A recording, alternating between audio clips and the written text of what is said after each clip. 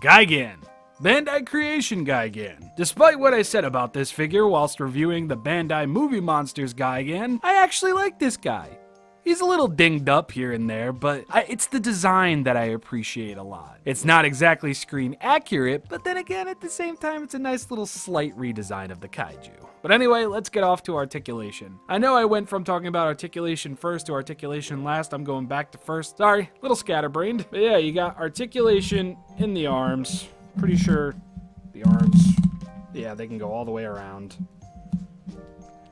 You've got Articulation in the legs. Oh yeah, you got Articulation in the legs, that's for sure. And unlike the previous two figures we talked about this week, this guy's got head articulation as well. Man, I thought the Bandai Movie Monster Series Final Wars Rodan looked unimpressed. This guy just, he looks like he's just there. The visor looks pretty cool. Again, not screen accurate, but I really don't care just because it's different. It's very different. Kind of looks like a set of anime glasses, anime sunglasses. We've got the little third or second eye up there on his forehead. We have the horns.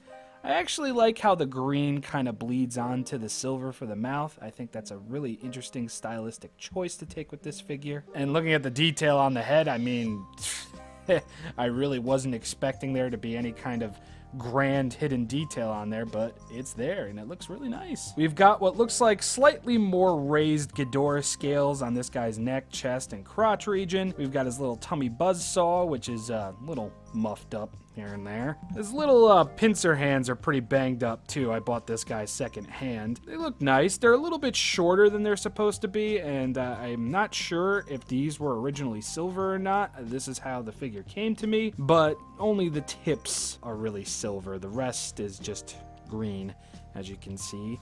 And the same for his goofy-sized feet. They're not all silver. I mean, you can see where they should be silver, but they're just green. You understand what I'm getting at here? Yeah, I said I like this figure. I didn't say it was perfect.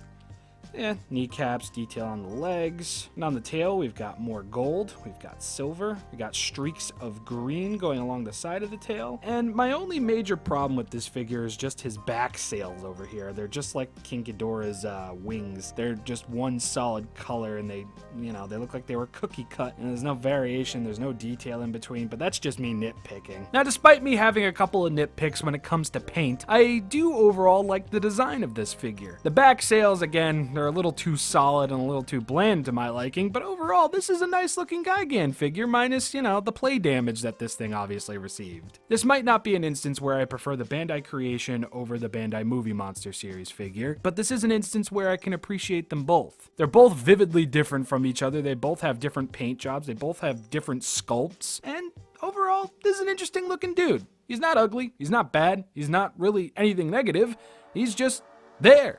And I enjoy that he's there. The spikes on top of his head and the back of his neck are cartoonishly bigger than they should be, I think. I might be wrong in that category. I like that Bandai Creation actually went through with painting the spikes on the top of his tail. He's a good figure, and I would not mind buying him again in better condition, But anyway, that's gonna conclude this video. That's going to conclude this week. Next week, we're back to only 2 Rob's Godzilla Room Reviews videos. The New Year's festivities caught up to me, and I decided not to release a video on Tuesday. I apologize for that. Trying to make up for it with a third Rob's Godzilla Room video. But next week, back to normal stuff, more variation, not just Godzilla in a stream. I will see you all next week on Monday with a new video. Have a lovely weekend, everybody. May Skrionk be with you all.